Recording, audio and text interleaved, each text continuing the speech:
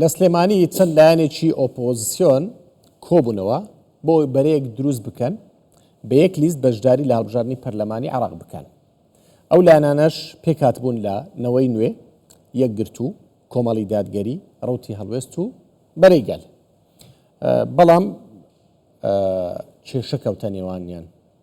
دوێنێ ڕەوتی هەڵوێست کشایەوە. ئەم ڕۆژ باس لەوە دەکرات کە کۆمەڵی دادگەریش کشاوەتەوە، بەڵام کۆمەڵی دادگەری کەمێک لەمەوبەر ڕاگەیەندراوێکی هەبووە، دەڵێ ئێمە نەکشاوینەتەوە، بەڵکو خاوەنی بیرۆکەکەین و بەردەوامیشین. لەسەرم بابەتە میوانێکم هەیە، شوانڕابەر ئەندامی ئەنجومەنی باڵای سیاسی کۆمەڵی دادگەری لە ستۆدیۆ لەگەڵما. کاکشان بەخێر بێ. زۆر سپاس بۆ جەنابەت. ئێوە کشاونەتەوە یان نا؟ جارێ باوەیەک لای بکەینەوە، چونکە ڕاگەیەندراوەکەتان ئەڵێ ئێمە نەکشاوینەتەوە. طبعا بەڕسمی ڕاگەیاندراوەکمان دەرکرد کە لە ڕاگەیاندراوەکەی دەڵێن نەکشاینەتەوە، کەواتە نەکشاینەتەوە. تەواو نەکشاونەتەوە. ئەی چێ کشاوەتەوە؟ ئەوەی بە فەرمی کشابێتەوە ئیعلانی کردبی هەڵوێست کشاوەتەوە. ئەی نەوەی نوێ هیچ لایەنێکی تری ئیعلانی نەکردووە. بەڵام دەڵێن ڕاگەیەندراوەکە دەڵێنەوەی نوێ دوێنێ بوشتی چوە بوو لە کۆبوونەوەکە چۆتە دەرەوە. بە هەر حاڵ دوێنێ لە سلێمانی کۆبوونەوەمان کرد هەموو ئەو لایەنانە کە بەشدار بوون، قسەمان لەسەر دوو تەوەری سەرەکی کرد. یەک کۆمەڵێک بنەما هەن بۆ هاوپەیمانەتیەکە باسمان لێوە کرد، ئەوەی تریش هەر لایەنە و باسی داخوازیەکانی خۆی کرد کە حزور و وجودی لە نێو هاوپەیمانەتیەکە چ دەبێ. تەوەری یەکەم باسمان کرد هەندێک شت وەکو مەبدە بۆ نمونە سەرۆکی هاوپەیمانێتەکە چێ دەبی، سەرۆکی بازنەکان، هەڵبەتە هەندێک شتی شکلی تریش هەیە وەکو وتەبێژ و وەکو مخەوەل و ئەوانە بەلای لایەنەکان زۆر گرنگ نەبوو لەو خۆناغا. بە هەر حاڵ ئەوەی تر ئایا لە داهاتوو لە پەرلەمانی عێراق بەیەکەوە دەمێنینەوە وەکو هاوپەیمانێکی متحید یاخود هەر کەسە و حڕ دەبێ و شێوازی بڕیاردانیش چۆن دەبی. بە هەر حاڵ چاڕوونیتان هەیە بەیەکەوە دەبن یان جیا دەبن؟ بە هەر حاڵ جەنابەت بە پرسیارێک دەستت پێکرد، ئەگەر مەجای ئەوم ببایە کە زیاتر تەوسیف و پێناسەی ئەو هاوپەیمانێتە بکربایە بۆ من باشتر بوو، خۆشتر بوو. بێگومان ئەمە بەرچاومان ڕوونە ئێستا. ئەمە کاتێک کە دەستمان بەو پرۆژەیە کرد کە سەردانی لایەنەکانمان کردووە و دیدەنیمان ئەنجام داوە کە خۆم وەفدی شان بوویمە و لەگەڵ کۆبوونەوانە هەمووی لەگەڵ بوویمە. باشە. طبعا دەمەوێت جوابی قسەکەی جەنابەت بدەمەوە. دوو سێ شتی سەرەکیمان پێگوتن کاکۆڤان. باشە. یەک ضرورەت و ئیجابیاتی ئەو تەحالوفە و ئەو لیستەی کە بۆ هەرێمی کوردستان گرنگە و زەرورە. بێگومان ئەمە پێمان وا بووە کە یەکێتی و پارتی بە تەنیا بەشداری دەکەن یا ئەوە تا ئەگەر ناچار بن پێکەوە بەشداری دەکەن. ئەوەی تر ئەو هەموو لایەنانە هەر یەکە و بە تەنیا بەشداری بکە، ئەو دەنگانە پەرشوبڵاو دەبن. خەڵک بە شێوەکی گشتی لە هەڵبژاردن و نەتیجەی هەڵبژاردن و شێوازی هەڵبژاردن بێزار بووە. گوتمان بە تەحالوفێک هەبی کە معارەزە بی، کە یعنی کۆمەڵێک ئەحزابی تێدابی، بە تایبەتی هەندێکمان ئێستا لە بەغدا کورسیمانی هەندێکیش نابەوەی دەنگەکان کۆ بکرێتەوە و خەڵک هیوای زیاتری پێ بدرێت. دوای باسی مەسەلەی ئیجابیات و زەرورەت باسمان لەوەش کرد کە چۆن ئیتار و جوغزی بڵێن هاوپەیمانەتیکە فراوانکەین. باششمان لەوە کرد هەتا بکرێ ئەم هاوپەیمانەتیە بۆ هەرێمی کوردستان و بۆ ناوچە کێشە لە سەرەکان بی. ئەگەر ئەوەش نەبوو دەکرێ خۆ بۆ ناوچە کێشە لە سەرەکان بی. هەدەفەکەم ئاخر خاڵە ئێمە وەکو کۆمەڵ و لەگەڵ برانی یەکگرتوش باسمان لەوە کردووە کە ئەگەر بێت و ئەو هاوپەیمانەتیە سەری نەگرت، بۆ نمونە ئەگەر یەک لایەن لێ هاتە دەر ئەو کاتە قسەی دیمان دەبی. ئێستا ئێستا هەڵوێست هاتۆتە دەر، بەگومان دەکرێت لایەنی تریش بێتە دەر بەشدارینەکە. کەواتە ئێمە بۆمان هەیە کە ئیعادەی نەزەر بۆ ئەوە بکەینەوە کە پێشتر تەسمیممان بۆ گرتووە. بە هەر حاڵ یعنی بە هەر حاڵ دەبی بۆ خۆیان ئیعلانی ئەوە بکەن. محامی کەس نین لە جیاتی کەس ئیعلانکەین. بەڵام بە هەموو لایەنەکانمان گوتووە ئەگەر هەر حەوت لایەن باشە پێکەوە بین قسەیەکمان هەیە و ئەگەر لایەنێکی گۆشە دەریا دووش بێنە دەرێ ئەو کاتە شێوازەکەی دەگۆڕێ. باشە. تەمەن ئێمە حڕین ئێستاش ئەمە لە بەلاغەکە ڕامانگەیان کە نەکشاوینێتەوە و من بە جەنابەت دەڵێم نەکشاوینێتەوە، بەڵام کەلایەنێک هاتوتە دەر احتیمالە بەیانی بۆ نمونە کاکۆڤان هاوپەیمانێتیەکە 6 لایەن بین، لەوانەیە 6 نەبین 5 بین، لەوانەیە 5 نەبین 4 بین، هەمووانە خیارن، لەوانەشە بەتەنیا بن.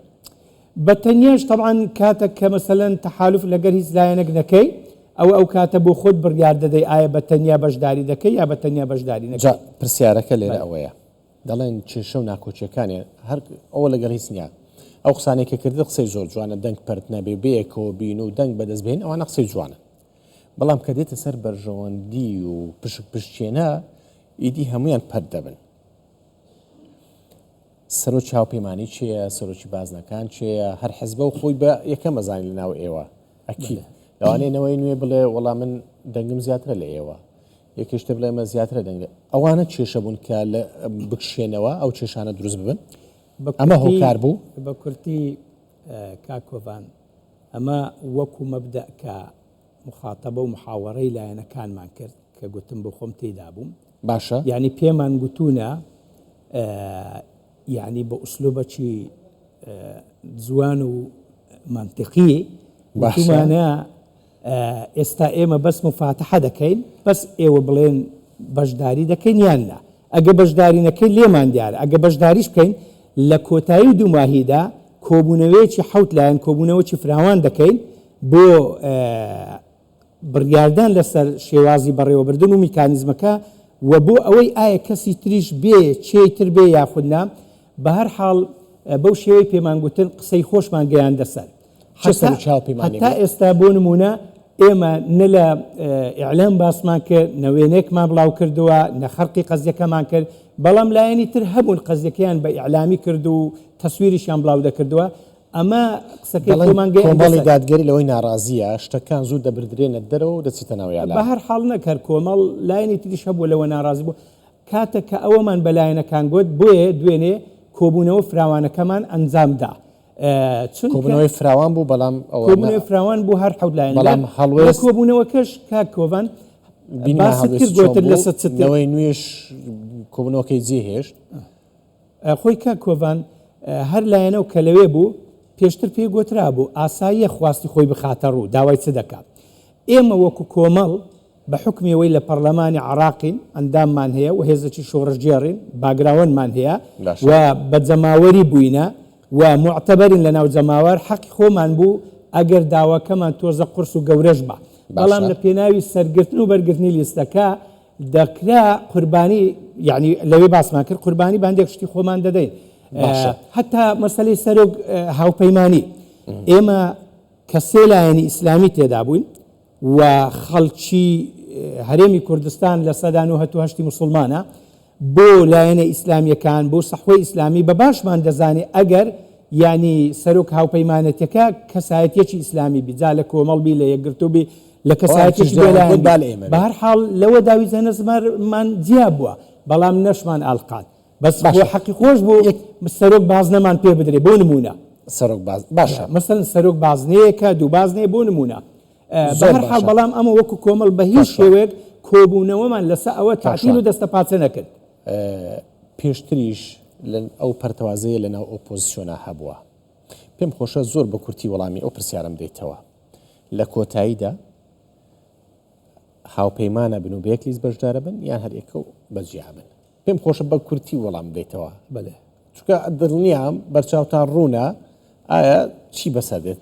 خۆی کاکۆڤان ئەو پەرتەوازەیە لە مابینی معارەزەی هەبووە لە ڕابردوو حتا سەر نەگرتنی لیستەکە بەشێکی بۆ معارەزە دەگەڕێتەوە، هەر کەسیش مبەرری خۆی هەیە، بەڵام ئەمە نامانەوێ لە ڕووی ئەخلاقیەوە خۆمان بکەینە سوارچاچی ساحەکە یاخود کەس ئیتیهام بکەین یا نەنگەکانی کەس باسکەین. بەگشتی دەڵێم بەشێک لە خۆمانە بەس لە بیرش نەچی بەشەکیش خەتای لایەنە دەسەڵاتدارەکانی هەرێمی کوردستانە کە لە منطقی معارەزە بوون تێناگەن و ماشی معارەزە نادەن، معارەزە دائیمەن بە نەیار تەماشا دەکەن حتا ئەو قسەی بکەم ئەو پیانە بۆ ڕێدەدات لایەنەکان ئەگەر ڕوخسەت بی حتا ئەو هەوڵەی کە درا هەوڵێکی مەشروع هەوڵێکی نیشتیمانی و نەتەوەیە لیستێک دروست بی خەتێکی تر دروست بی لە ساڵحی کووردا، بەڵام بڕوا دەکەی لایەنە دەسەڵاتدارەکان هەوڵیاندا کە لەباری بەر زۆر باشە چێشەمان لەوەی نیە لایەنی سیاسی و لایەنێکە و ئەوێ زۆربەی دەنگەکان لە بۆ ئەوان بی ئێوەش لەوانێ حەز بکەن